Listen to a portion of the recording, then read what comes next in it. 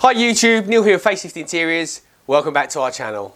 Apologies for not uploading very much recently, we've had a few technical issues, but we're back this week with a brand new video and we hope that you're going to enjoy it. So before we get started in this week's video, we've got something really exciting to tell you about. We're setting up our own academy over on our website with full-length upholstery tutorials with content on there that's not going to be anywhere else on the web. So when that's ready to launch, we will let you know, of course, when it's up and ready to go. So in this week's video, we're going to be re-upholstering a Parker Knoll wingback chair. Now anyone that's in the game that knows Parker Knoll, they're a very well-known name, they're a very high quality brand and their stuff is still around to this day because it was so well made. So this one is a wingback chair, but it's a really narrow chair. There's only like one rail that runs down the outside back. There's not really much to work with. So that's why we thought this would be a good video because it's quite fiddly. You have to put the back on, then the wings, or then the arms and then the wings. Whereas normally 9.5 sofas out of 10, the arms go on first and then the wings and the back go on after that, but this way it's the other way around. Also in this video, fabric we're using is called Wave and it's made from 100%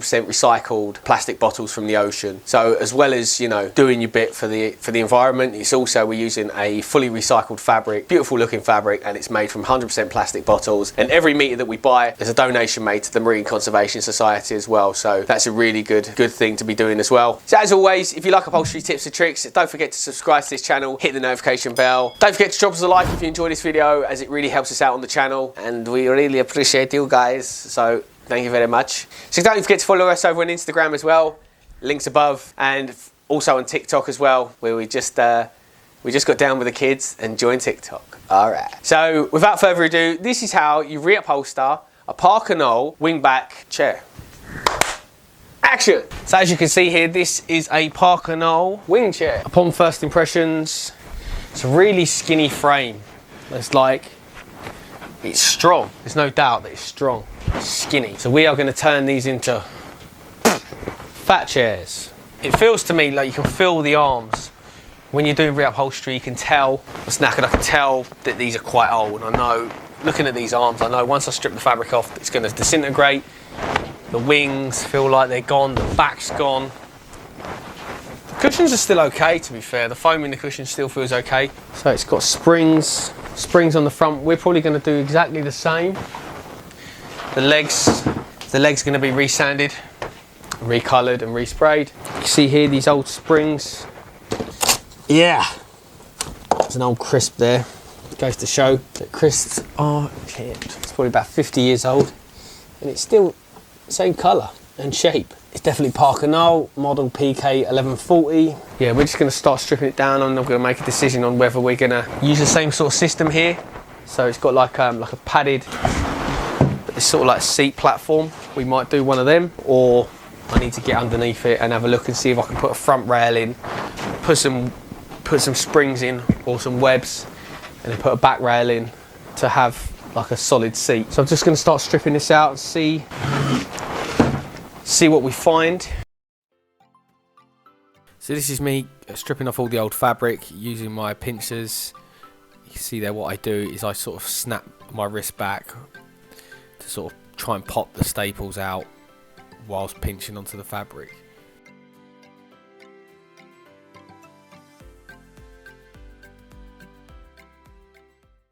So as you can see, this chair is stripped down. So we're going to need to do some quite extensive rebuilding on this. And the problem is with this chair is that you can see it's a really narrow chair. There's a really small seat depth. It's really narrow.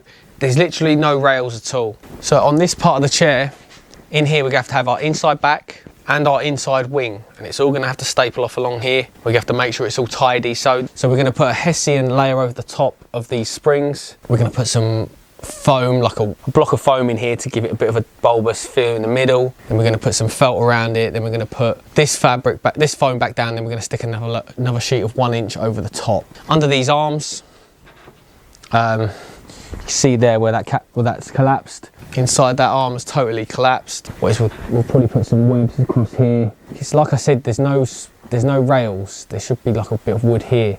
So you can pull the back through there and then the arm staples off this side and then the back staples off through this side.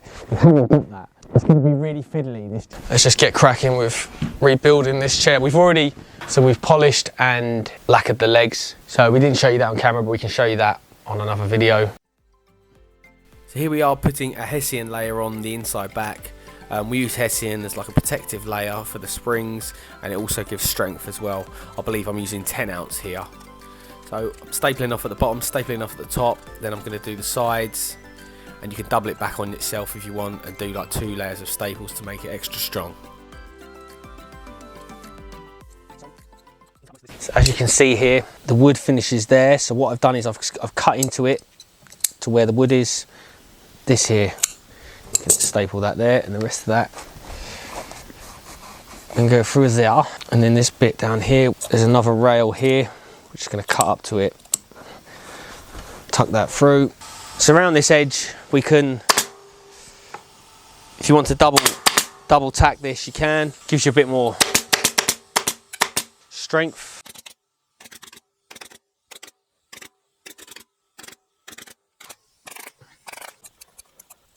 Right, so I'm just going to put the old cushion in.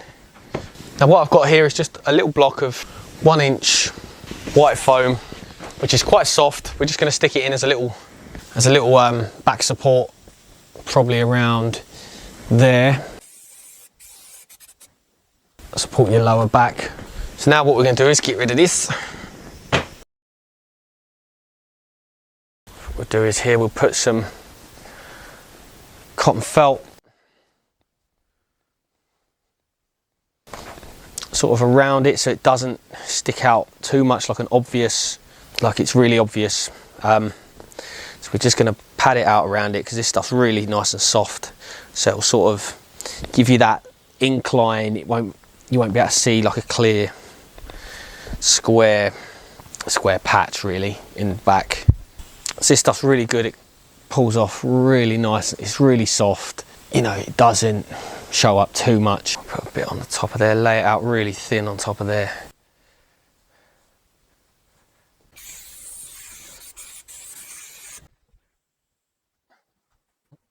Taking a bit out the sides here so it lays down a bit nicer down here. Same on this side.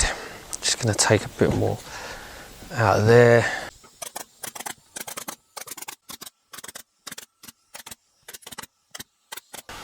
Right, so that is our foam back down. So this is our 1 inch soft white foam, and this is going over the top. What I'm going to do here is cut up to there, and I'm going to cut away, I'd say about 2 inches away, and then the rest of that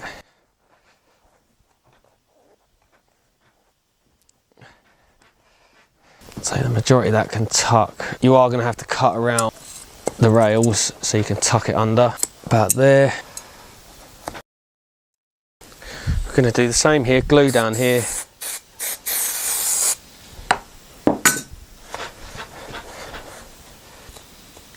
Again, cutting.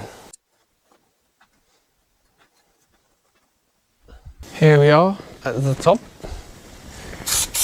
We're going to glue along there. So what I'm going to do here is just draw myself a line down there. I'm just going to cut about 1/4 inch away from it.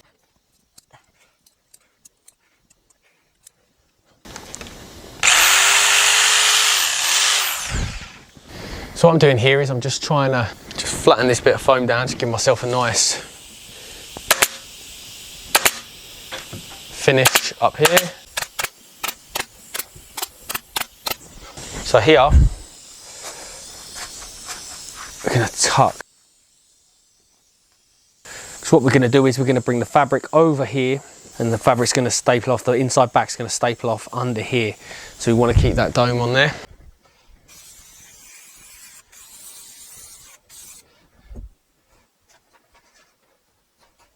Right, so we're really sorry about this, guys. You can see that the inside back's already on. We seem to have lost a slab of footage, but we've already done plenty of videos on how to put on an inside back. We'll put that in the link above and sort of follow where we are now, because it's basically how to get around putting the inside back on first. Now we're at this stage, we've got the back on. We are going to start building up this arm. So what we're going to do is I'm going to put some webs maybe some old fabric, a little bit of felt in there, and then put the foam back down on top. Just moving this foam out of the way. Right, so because this arm was sort of, you can see there that that sort of lost its shape a bit, you could tighten that up.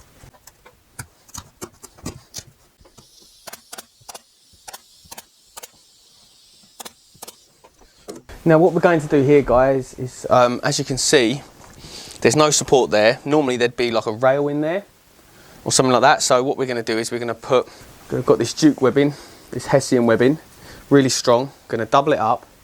I'm going to put it, I'm going to try and get it under there if I can. And then nice and tight and stapled on the bottom as well. So that there is like some support for this side here when we pull through. Also what we're going to do is we're literally going to put some webs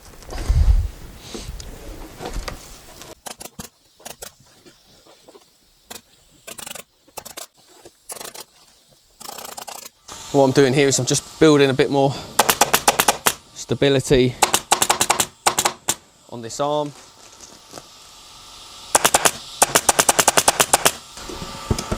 A bit more strength. So what I've got here is just this old fabric. I'm going to use this as a lining to sort of build some more structure onto this arm.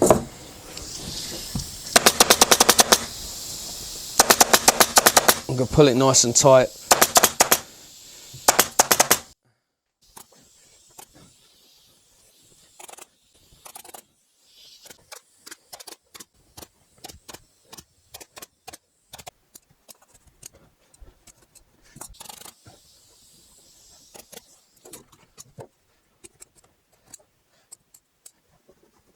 Right, so that's a lining on, so now we're going to put some felt on. Apologies if you couldn't see that, but that was just me gluing this arm.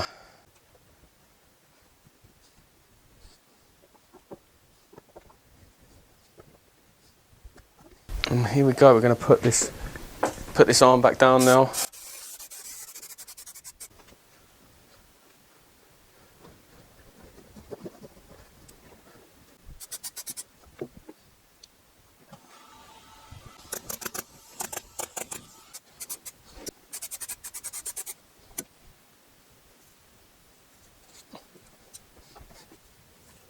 So you can see here it's a better angle. You can see where you need to cut off.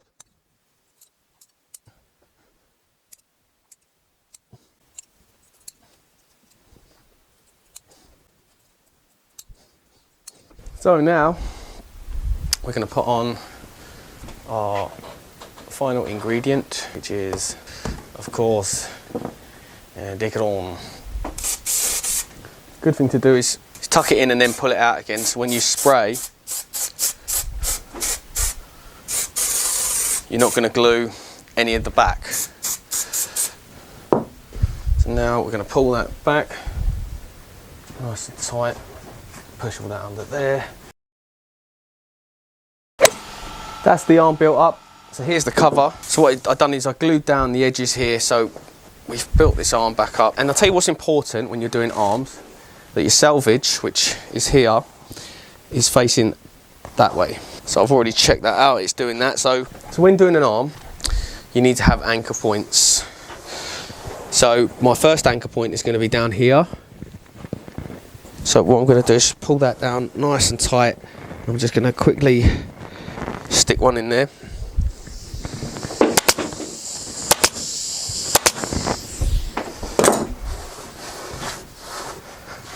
So that's one. So I'm just going to pull that there and pull that back. I'm just going to anchor that there. So that's that point anchored on. So the next point I want to get is this bit here. So I need to feel where my rail is. If I run my finger up to the rail, I can feel it's there. So I'm going to go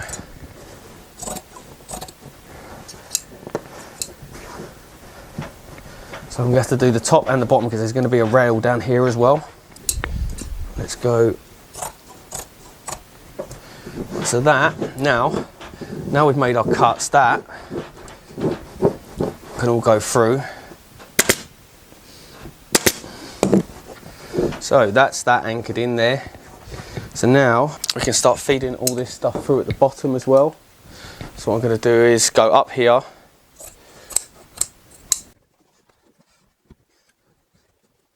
Here we're going to tack off as well, just temporary. So by temporary I mean I put a tack in, I put a staple in at an angle so it's easy to get out. Definitely too much on here. So I'm going to cut all that away. So we're at this point now. We need to get this sorted up here. What I want to do is turn that on itself. This is it's a really tricky job, to be honest, because there's not many rails. Well, there's none. So I'm just going to pull it up as tight as I can. And then there's a rail here. So we want to cut right up to that. The rest of it's under here. It's quite a thick rail, so I'm just going to cut there, ½ inch away.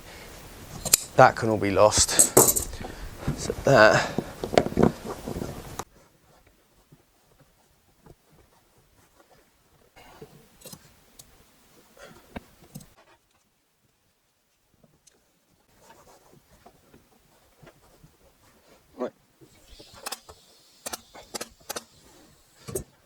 Right, so I'm just going to release, you can see here where it's pulled too tight.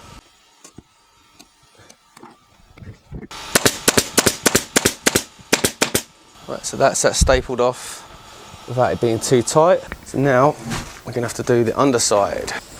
So pulling it over nice and tight.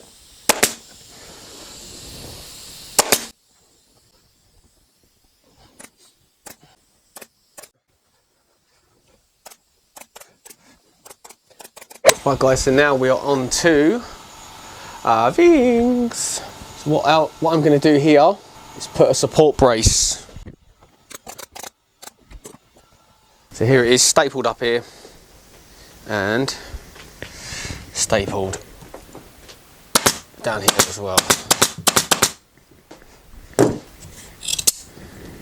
So that is a support brace.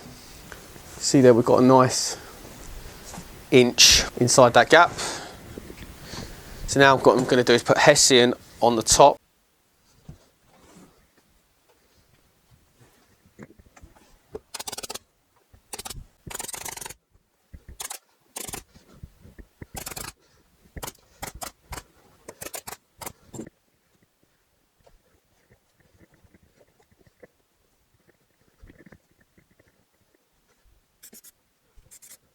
So now, what I'm going to do on this wing, tuck your foam in, and then if you fold it back, if you tuck it in well, you don't really need to worry about getting glue, even though I always bloody do, on the rest of the job. Just going to glue around this edge.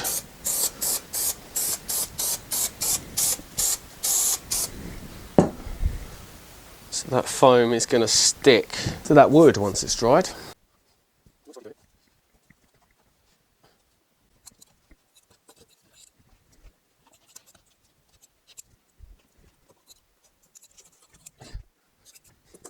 You can tack this down.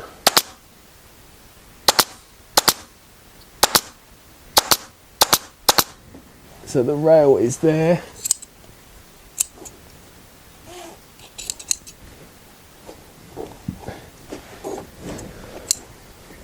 Through we go.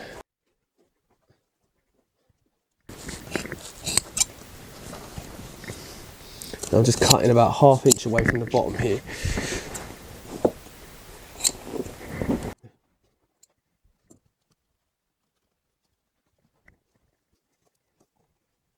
So it's going to sit nicely for me there. Right now, good old Dacron.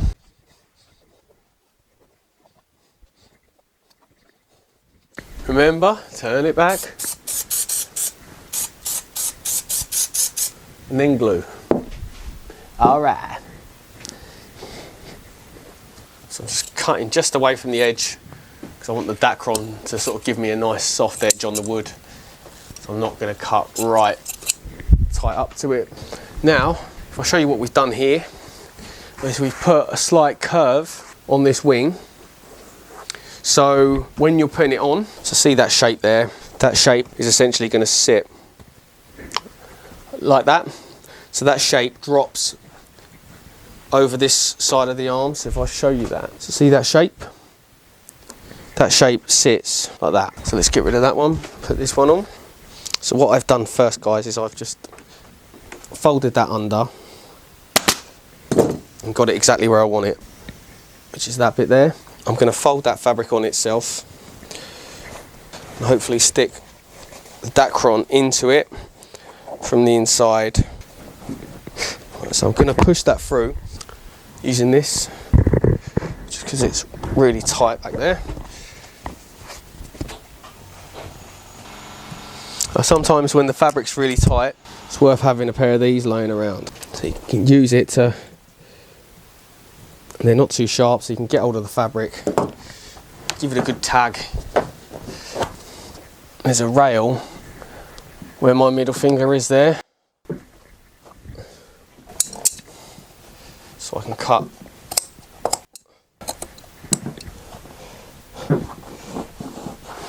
Then all the rest of the way up, I'm just going to cut some away, because that is going to fold on itself like so. So I'm just going to put a staple up the top here.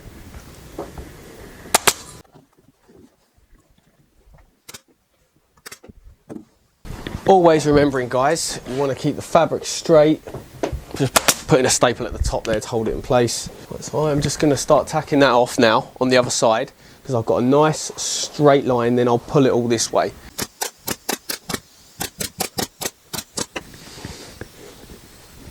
So now I'm going to start pulling my wing fabric round.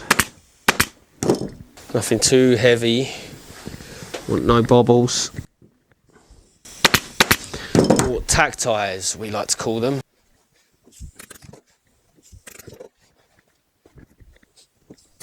As we work our way up towards this top corner, we're going to have excess fabric, so we're going to put a pleat there, and obviously going to do one there as well. Right, then our two pleats on the top like so, and that is a perfectly good wing. So what we're doing now is we're attaching our piping and we're following the shape of the outside back of the chair. So everyone tends to do it differently. I tend to like to follow the edge of the wood, just follow the shape of the wood round, so your piping follows the contour of the chair. It's got a really nice shape to it, this chair as well.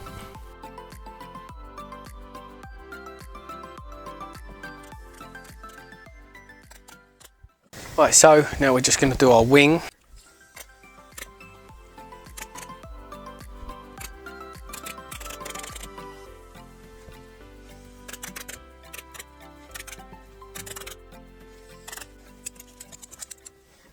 Now, of course, this is just a barrier cloth. There's no, well, it is structural.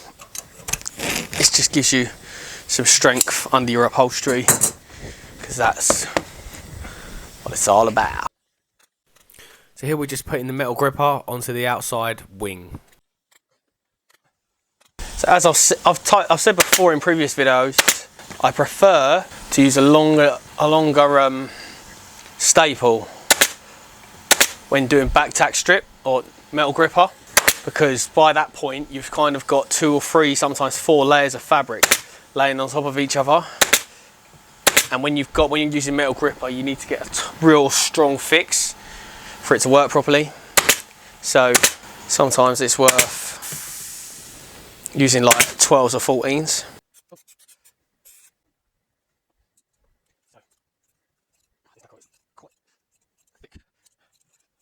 Right, so when doing a wing like this, if I come and show you the outside back, see the outside back, this line here, and if we follow that, we can have a straight bit of fabric all the way down. So we need to come over, the fabric needs to come over that line. I'm going to start here, and then I'm just going to push that up just so that bit is sort of semi on.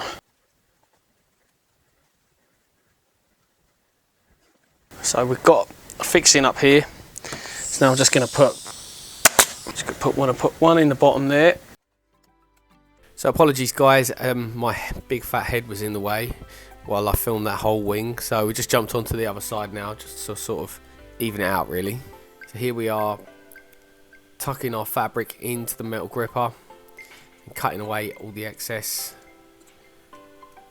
and what I like to do is like sort of work it in before I press it down fully, try and get it nice and tight. And you can see I'm using my regulator to push the fabric in under the metal gripper, and then here we're snipping away any excess, and now we're going to start pushing it down and using the hammer to knock the metal gripper all the way down.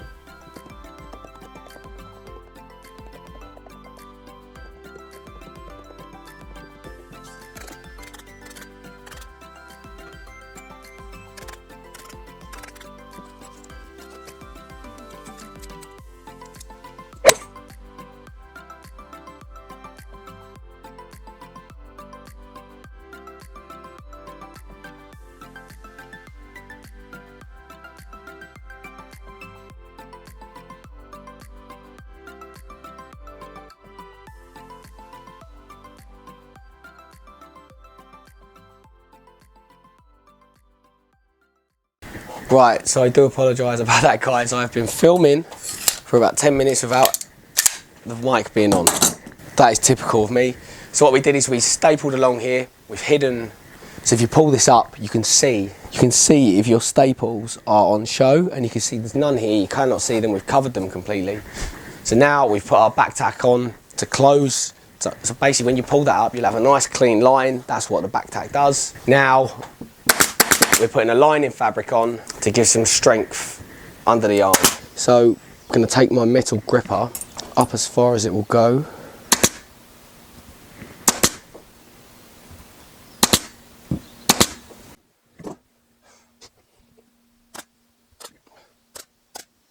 So you can see that I'm just pushing the gripper up against the piping, not too far in because you don't want to be pulling the fabric back on itself.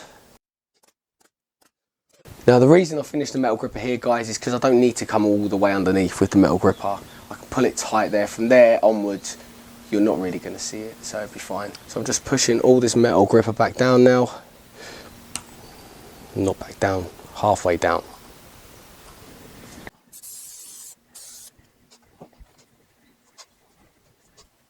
Right, so we can now pull our fabric up, staple off in the middle.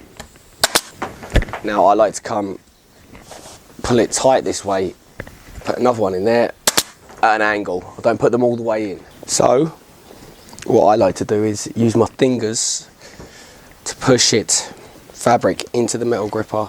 Actually I'm going to put a staple in the bottom here as well.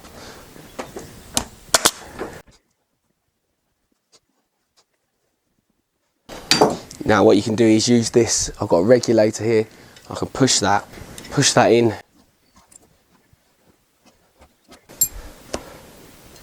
You can see there where I've scraped it, that I've used this regulator, and I can scrape the fabric so I can see how much I need to cut off. So I'm just going to cut about a 1/4 inch away from that line. Then you can start tucking your fabric in. Now what I'm doing is I'm pushing my fabric in, pushing my metal gripper down.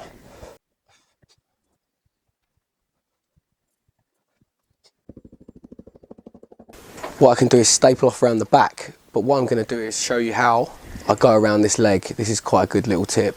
So this is the leg. Obviously I've only padded the bottom because I feel like the bottom was where it's going to get damaged. So I cut down.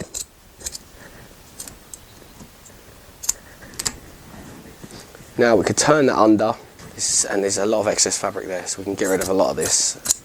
Cut a load of that away. Now if we get a staple in there, nice and firm, and then we can get a staple around the back. Just get a few more in here. Now we can start stapling down the back, pulling our fabric round nice and tight, because we're going to come down this line here with the outside back.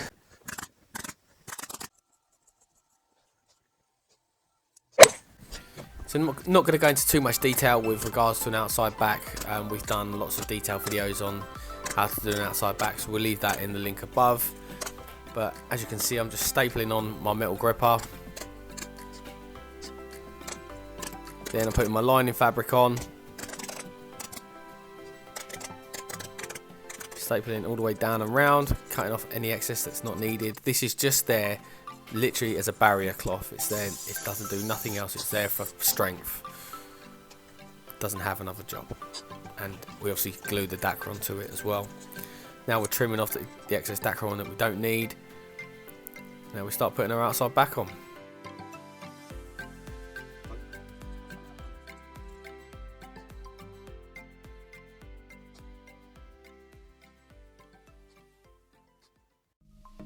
So here she is in all of her glory.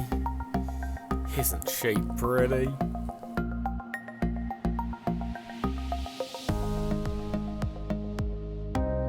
As always guys, thanks for watching and we'll catch you next time.